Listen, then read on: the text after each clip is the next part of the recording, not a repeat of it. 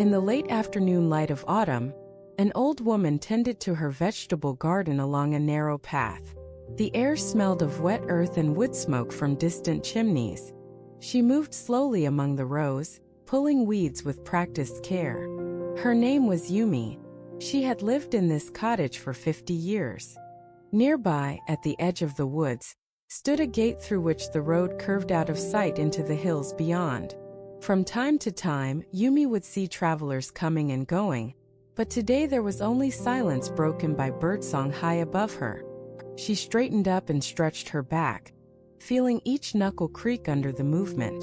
In the distance, the gate squeaked open, and a young man appeared on the path leading down to where she stood in her garden. He looked weary. Sweat beaded his forehead even though autumn was cool and crisp now. "Hello," he called out, waving tiredly as if to catch Yumi's attention from far away. "May I rest here?" Yumi nodded without turning, then walked over with a jar of water she had prepared earlier for such moments. She handed it to him silently when he approached. The young man took the cool drink gratefully and sat beside her by one row of tomatoes. He set his own large pack down nearby. As he drank, Yumi resumed her work quietly around him, pulling out weeds that were stubbornly rooted close to the plants. After finishing the water, the youth wiped sweat from his face with a rough sleeve. "Thank you," he said softly, watching Yumi's hands move among the green leaves. "Tell me what brings you here," she said at last without looking up. He sighed deeply, leaning back against the earth and staring off into the woods behind him. "I left my home 2 days ago to see a doctor in town, but they sent me back with nothing more than some medicine for pain. I have no idea how much longer." "Well," Yumi turned then and met his eyes briefly before returning hers to her task. She knew these stories were hard to share. He watched as she continued picking at the earth between plants until he felt compelled to speak again. "I feel like everything is ending," he admitted softly, more to himself than to Yumi now. For a long time after this, there was only the sound of her gardening and birds singing in the distance. Finally, Yumi stood up and reached for one ripe tomato from beside him. "Would you like some?" she asked simply, holding it out towards him. The young man took the fruit gently between his fingers, considering it thoughtfully before finally placing a bite to his lips. He closed his eyes as he chewed slowly, savoring the sweetness that spread across his taste buds after so many meals of bland porridge and dry bread. When Yumi was sure he had savored the tomato enough, she handed him another, then offered the basket for more if desired. She resumed her work without further word while the young man sat there, resting under the shade of the garden's leafy canopy. A breeze rustled through some nearby trees. As it passed overhead, Yumi heard a distant cry, a bird calling out to its mate as it flew by. The simple act seemed to draw both her and the visitor closer together in their shared solitude. When he finally left an hour later with new strength from her garden's bounty, she watched him go until his figure faded into the path's bends under the weight of renewed burdens but also a slight change in posture. Head held a little higher as he carried on. Yumi returned to her work, planting more seeds for spring's hope amidst what remained of this fall day's quietude and comfort shared. You're listening to the Empty Teahouse. The wind whispers, carrying a soft creak from Yumi's garden gate. Now into Esther's quiet workshop where morning just begins. In the candlemaker's workshop on the outskirts of town, early morning light filtered through narrow windows. The room smelled faintly of beeswax and smoke. Esther, a woman in her late 60s with hands calloused from years of work, sat at her bench cutting wicks for new candles. Her movements were slow and methodical, each snip precise as the first. The door creaked open, and Lily, a young girl no older than 10, stepped inside. She carried an old wooden box wrapped in a faded cloth. "Good morning," she said softly, placing it carefully beside Esther's bench. Esther looked up from her work, recognizing the child who often wandered these streets alone but never intruded until now. "What brings you here?" Lily hesitated before speaking. I found this box in my grandmother's attic. She used to come to you for candles when I was just a baby. Esther nodded, remembering the older woman well. And why do you bring it to me now? I don't know how to use it, Lily admitted, her voice small but clear. Esther set aside her scissors and took the box into her lap. She unwrapped it gently, revealing a tarnished brass candle mold, a tool used in the old days before modern methods. Esther ran her fingers over its surface, tracing each groove and curve as if she could see through dust to memory itself. I can show you how. The girl watched closely as Esther demonstrated the steps, melting wax, pouring it into the mold, waiting for it to cool before removing the candle. Each movement was performed with a practiced patience. Lily tried her hand next, mimicking the older woman's actions. Her first attempt came out imperfect, wax stuck unevenly around the wick, but she persisted with each try, improving slowly but surely. Esther offered few words of encouragement. Instead, she guided Lily through the process with patient demonstration and silent observation. Hours slipped by unnoticed in this quiet labor. Shadows lengthened across the floorboards as morning turned to afternoon. Finally, Lily held up a candle she'd made herself, waxy fingers pinching it between thumb and forefinger as if it were something fragile and precious. Esther smiled warmly at the sight. See? You're learning. Lily beamed back, but her smile soon softened into contemplation. She looked at Esther's hands, noting how they moved with less speed now compared to her own eager young ones. In that moment of quiet reflection, she understood something about time and change without needing words to describe it. Thank you, Lily whispered after a long pause, placing the candle carefully back into its mold for cooling beside many others in various stages of completion. Esther's voice was just as soft when she replied, "You're welcome. Now, why don't we go outside? It feels like rain coming." They stepped out together under gathering clouds, Esther leading Lily by the elbow down the narrow lane away from her workshop and toward home. As they walked side by side in growing twilight, not a word was spoken, but both women felt the weight of their time shared sinking deep within them.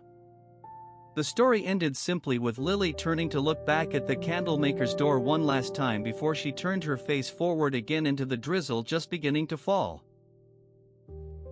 The door closes softly on another day's end. In the distance, an orchard awaits in late autumn's dusky light. Late autumn arrived with leaves fluttering down in the village orchard. A young woodcutter named June walked back to his cottage carrying a bundle of kindling he had gathered from fallen branches. The air was cool and crisp, making each breath visible as mist. Near the edge of the orchard stood an old woman tending her tea stall. She had set up 2 small wooden stools beside the steaming pots. "Good day, June," she greeted him warmly, recognizing his regular visits. Her name was Yumi, and she knew everyone in the village. June nodded politely and placed his burden of sticks on the ground near her table. He hesitated for a moment before stepping forward to offer his help setting up, or perhaps just to share the warmth of conversation. Instead, he found himself picking up one of the stools and sitting down across from Yumi without speaking. Yumi poured tea into 2 delicate cups and slid one towards June. The steam rose in small puffs as she added sugar from a paper wrapper that crinkled softly under her fingers. "Have some," she said simply, offering him more conversation than usual today. June accepted the cup with both hands, feeling its warmth spread through his palms into his chest. He took a sip and looked out over the rows of apple trees. Many were bare now, but here and there clusters of small green apples still clung stubbornly to their branches. Yumi watched June drink thoughtfully for a while before speaking again. "I've been thinking, every year I see these leaves fall just like the ones we swept up yesterday. It's not as if each one is new." June nodded slowly in agreement, but didn't feel compelled to respond with words of his own. He looked down into his cup where a leaf had settled from outside, floating gently on top of the tea. Sometimes when I look around, Yumi continued after another long moment, I see how everything stays in its place even if it seems to change or disappear. June glanced up at her, but she was smiling softly at him now rather than directing a statement. He returned the smile and took another sip, more slowly this time. The silence between them seemed warm despite the chill of evening air settling over the orchard. Birds began to settle into their roosts and crickets chirped faintly around them. June set his cup down carefully when it was empty and leaned back on the stool. "Thank you for the tea," he said quietly. Yumi waved a hand dismissively at him, but her eyes were kind. "Go home now, young man." As June stood up to leave, Yumi reached out suddenly and placed something in his palm, a single apple that had fallen from its branch during their conversation. It felt cold against his skin despite being covered with the light dusting of frost that settled overnight. He held it for a moment before tucking it into his cloak and turning back towards home. The old woman watched him go, her smile still playing at the corners of her mouth as she prepared to close up shop for another day. A lantern flame steadies once more as evening falls over the mountain terrace. Near a village, twilight settles over damp earth and distant mountains. The hillside terrace after last night's storm was damp and still. The sky held a soft gray-blue haze that seemed to soften everything below it. Every stone, every weed poking through the cracked earth. Near the edge of the terrace stood Mariko, her hands clasped in front of her, eyes fixed on the distant horizon where the mountains blurred into clouds. She had left early this morning and walked for hours, her mind churning with thoughts she refused to give voice to. Now, as she paused here, the chill wind carried with it a scent of wet earth and pine needles that calmed her heart just enough to let her breathe again. A rustling drew her attention. From behind an old stone wall emerged Keiko, balancing a basket too large for her frame on one arm, her other hand grasping the strap tight. Mariko watched as Keiko paused at the edge of the terrace and looked up at her, then down towards the village below. "Mariko-san," Keiko said softly, her voice barely stirring the still air around them. "You look troubled." Mariko nodded without turning from the view, feeling the weight of unspoken words pressing against her chest like a stone too heavy to move but not enough to crush. Keiko stepped closer and placed the basket on the ground beside her feet. The basket rattled as Keiko let go of it gently. She then sat down beside Mariko, her legs crossed neatly, eyes following Mariko's gaze out over the landscape. For a long moment they said nothing, only listened to the wind and watched for birds that might take flight from their quiet vigil. Then Keiko spoke again, more to herself than to Mariko. The storm came and went. Mariko glanced at her friend who was now examining the basket's contents. A few small stones she had collected on her walk back home after selling what little wares she had brought with her from another village market. "Do you think I should stay?" Mariko asked, voice low but clear. She meant it as a question to Keiko, yet more so for herself. Keiko's eyes met hers and held there a long moment before dropping back down to the stones in her lap. "You should do what feels right," she said quietly, though with no small measure of conviction. They sat like this, watching clouds gather and scatter across the distant peaks, feeling time move by without hurry. The sun began its slow descent towards the west, casting long shadows that crept closer to where they waited. As twilight approached, Keiko finally stood up and dusted off her skirt. She picked up the basket but did not immediately return to her home below. Instead, she took one last look at Mariko before starting down the hillside path. Mariko watched until Keiko had disappeared around a bend in the road, then turned back towards the view again. It was late, and the first stars were beginning to twinkle against the deepening blue of evening sky. She felt a lightness settle within her chest, a shift without explanation or demand for it. In that moment's quiet pause before night fully fell, Mariko heard a gentle breeze ruffle through branches somewhere out across the valley. It was just enough noise to break the silence and remind her once more.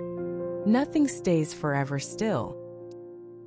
In the valley, nightingales begin their song. The courtyard of a tea house waits, shadows lengthening under crisp autumn air. In the early evening light of autumn, as shadows lengthened across the village tea house's courtyard, a young mother sat on a low bench outside. The air was crisp and carried with it the scent of wet leaves and wood smoke from nearby chimneys. She held her fussing infant close to her chest, trying to soothe the child with soft hums and gentle rocking motions. An old farmer entered the courtyard then, making his way towards an old oak tree at its center. His steps were slow but sure. He nodded to the mother as he passed by, though he didn't stop. She noticed him place a worn basket near the trunk of the oak, where it was easy for anyone to find. The child's crying grew louder and more insistent. The young mother's eyes clouded with worry and exhaustion. She had been awake all night before that morning. She looked up from her infant just in time to see the farmer returning from his basket with a small bundle of autumn leaves. He knelt beside the bench, offering them silently. She took the leaves without asking, hesitantly at first but then more confidently as their earthy scent filled the air and seemed to calm both her and the baby. The child quieted almost immediately, cradled in its mother's arms now with a fragrant cushion of leaves beneath it. The woman looked down into the face of her baby who stared back, wide eyes blinking slowly. The farmer watched quietly for a moment more before rising again. He moved to the edge of the courtyard where he sat on another low bench overlooking the village beyond. A faint breeze ruffled the branches overhead and brought the sound of distant laughter from children playing. In her arms, the child stirred and yawned wide. The mother smiled, tucking a leaf into its blanket with a finger. She looked over at the farmer who was now simply sitting there in his quiet way, hands resting on knees, eyes closed as though listening to something unseen. As dusk fell, casting long shadows across the courtyard, the woman rose gently and walked past the old man towards the tea house door. The child was dozing peacefully against her shoulder now. Before she could leave entirely, he spoke softly without looking at her. "Thank you for staying," he said simply. She paused, understanding his gratitude without needing to say anything in return. She nodded once and continued on, the soft sound of shuffling leaves beneath her feet echoing slightly around them both. A door closes gently on evening's end.